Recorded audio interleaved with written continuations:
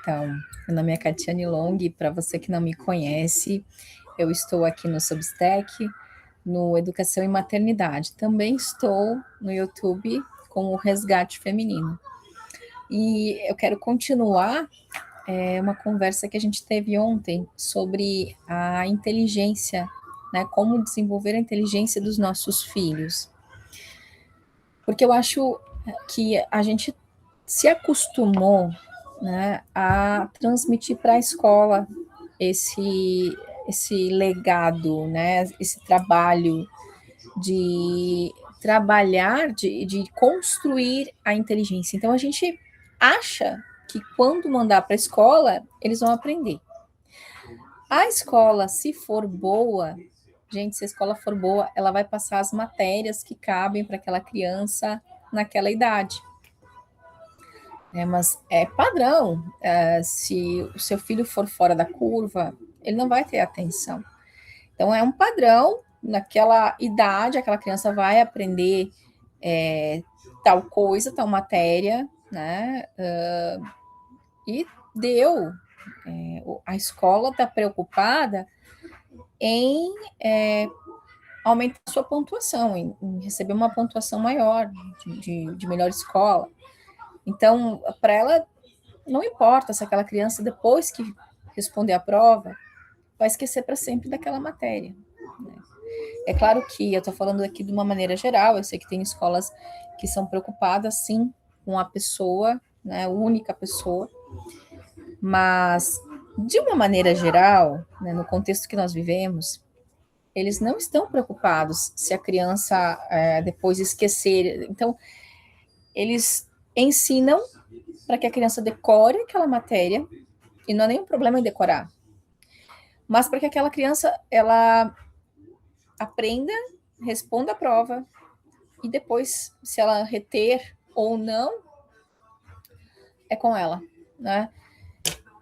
Enquanto que a nossa preocupação como pais, né, como pai, como mãe, deveria ser aumentar e estimular, fazer com que aquele filho raciocine, né, aumentar a inteligência dele, trabalhar aquela inteligência para que não necessariamente ele seja fora da curva, mas para que pelo menos ele não seja escravo, né, de ideologias que nós vemos hoje, infelizmente, tomar conta da nossa sociedade. Então, as crianças hoje não conseguem pensar, desenvolver um raciocínio. É por isso que a gente chama todo mundo de, né, a maioria das pessoas, de analfabetos funcionais, porque não sabem inteligir, eles não conseguem entender um pequeno parágrafo, né? E aqui eu me coloco também, porque eu sou filha do meu tempo, né? Na minha época ninguém se preocupava com isso. Então, hoje eu tento correr atrás de algum prejuízo que aconteceu lá. Mas com os nossos filhos não precisa ser assim. Nós podemos, sim, alavancar a inteligência. E como exatamente a gente pode fazer isso? Né? Como que a gente pode trabalhar a inteligência de um filho a ponto de incentivar o raciocínio, a ponto de construir uma criança forte, né? Um filho forte, inteligente. Em primeiro lugar, nós temos que entender que se a gente quer que o nosso filho goste de estudar, goste de aprender, goste de ler, ele precisa nos ver fazendo isso. Não adianta de nada eu dizer, filho, estuda, filho, pega o livro, filho, desliga a TV e vai ler. Não adianta de nada.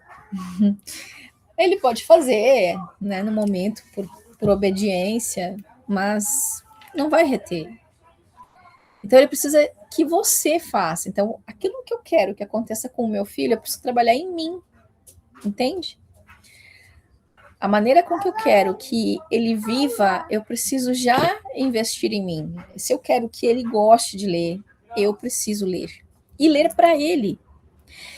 E o interessante é que a gente não precisa esperar que ele cresça. A gente pode ler para ele desde o primeiro momento da existência dele. desde o ventre, né? Então, se você tem essa possibilidade, se você está grávida, se você não tem filhos ainda, faça isso na hora que você tiver um bebezinho, já comece a ler para aquele bebê dentro da barriga. Mas eu vou ler o quê? O que você quiser. Converse com ele, porque ouvindo a sua voz, ele vai ter alguma modulação ali no cérebro, né? Ele vai te ouvir, ele vai se sentir seguro e vai criar já a conexão contigo. Você pode ler poemas, né? Os poemas são extremamente importantes para a inteligência. Poemas na infância, né? Padrões da língua, porque quando a gente tem esses padrões, né? No poema se repete muito a rima, então rima, parlendas, né? Quando a criança é ali na idade da pré-alfabetização, ou pequenininho, ainda com um aninho e meio, você já pode cantar cantigas. Então, esses poemas, essas cantigas, esse material faz com que ele já vá absorvendo aqueles padrões linguísticos e que ele já vai entendendo, já vai trabalhando nele aquilo, para que quando ele for alfabetizado seja mais fácil. Quanto mais eu falar com o meu filho, conversar com ele, mais fácil será a alfabetização.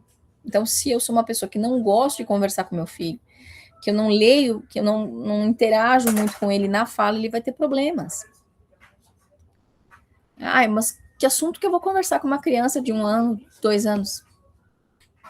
Invente, você é mãe, você é pai, você é tia, você é avó.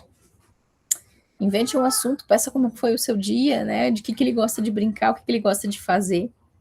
Leia para ele. Leia poeminhas, leia historinhas, cante com ele, cantiga de roda, atirei o pau no gato.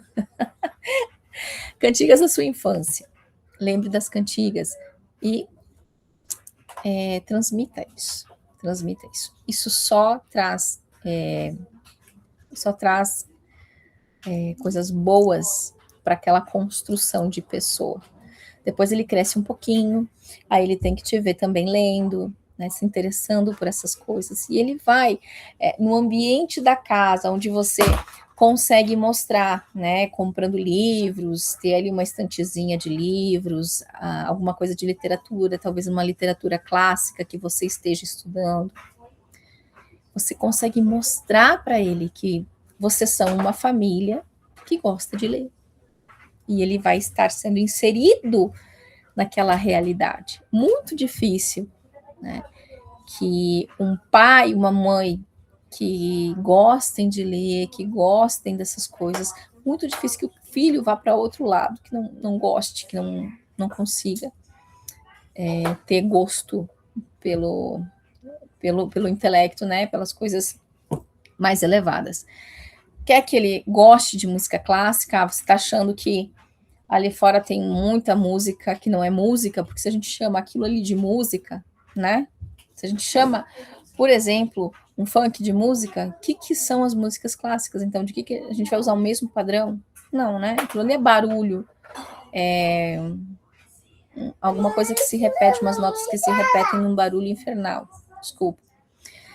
Mas, então, crie esse ambiente, escute a música clássica, escute você música clássica. E assim ele vai gostar também de escutar, porque vai ter essas memórias, vai ter essa conexão, né? Então, aquilo que eu quero passar para ele, eu preciso trabalhar em mim. Quase tudo na vida é isso. Quero que aquela pessoa mude, tem que passar por mim. Meu marido não me dá atenção, tem que passar por mim. Eu que tenho que chegar a ser amorosa o suficiente, paciente o suficiente para que ele consiga perceber e mudar de conduta.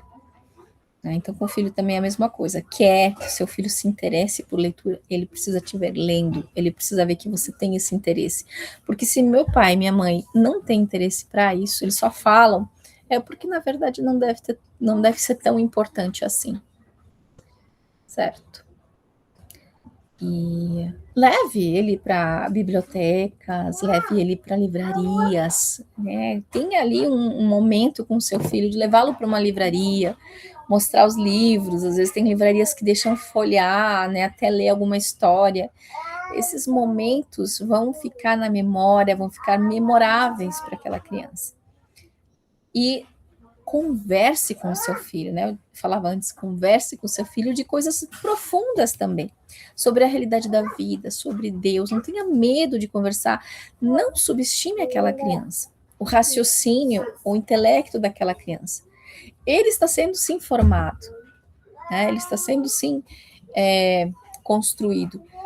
Mas quando você conversa coisas profundas, ele consegue entender. Lá da maneira dele, e talvez você tenha que repetir mais vezes, mas ele consegue entender. Então, não subestime aquela criança, converse coisas profundas. Não deixe para conversar lá na adolescência com ele. Se você não tiver construído uma relação de confiança com ele lá na adolescência, você vai perdê-lo. Porque vai ter quem faça isso, né? Se ele não consegue conversar com você quando ele está na idade da razão, ali 7, 8 anos ou mais, ele vai confiar na pessoa que ele enxergar fazendo, sei lá, um vídeo no YouTube, no Instagram, no TikTok, né? Um influencer qualquer. Então, se nós quisermos salvar nossos filhos dessas ideologias, desse mundo perverso, nós precisamos construir confiança, né, conexão, confiança com ele e fazer com que ele raciocine, inteligir, né, fazê-lo inteligir. E isso não é difícil, não é difícil. Você pode no começo achar que seja uma coisa mais complicada, mas é só você pensar que ele é também uma pessoa que merece a sua palavra, né? Que é seu amigo, que quer te conhecer. Vou ligar aqui o cabo que daqui a pouco vai desligar. E assim, né, construindo tendo alguma constância nessas pequenas coisas do dia a dia, você constrói a conexão com ele, que não será perdida, né? Nem na adolescência, nem na idade adulta. Você vai ganhar para sempre aquele filho. Então, não esqueça da frase que eu estou repetindo bastante nas minhas redes e que eu preciso repetir muito ainda, porque a gente tem que inteligir, né? A gente precisa, nós precisamos interiorizar essa frase, que é mais fácil formar filhos fortes do que corrigir homens destruídos. É mais fácil formar filhos fortes do que corrigir homens destruídos. Se você ainda pode construir o seu filho, a inteligência, a vontade, o caráter, a identidade daquele filho, trabalhe para que isso seja construído. E se você acha que está tudo perdido, que ele já é adulto, que aquela criança já cresceu, já não vai mais te ouvir, saiba que nem tudo não tem conserto, né? Algumas coisas não tem, né? Algumas coisas aqui em casa, meu marido costuma dizer para as crianças, cuidem com aquilo que vocês veem, porque o que foi visto não pode ser desvisto. O que a gente vê, o que passa pelos sentidos, não, a gente não pode desver, vai ficar para sempre no nosso coração. Existem coisas que a gente não tem como consertar, só pedindo para Deus a misericórdia mesmo, né? Mas existem outras que a gente consegue. Existem algumas relações, algumas construções que a gente pode, sim, fazer diferente e construir de novo a partir de então, tá bom? Então, fiquem com Deus e até o nosso próximo vídeo.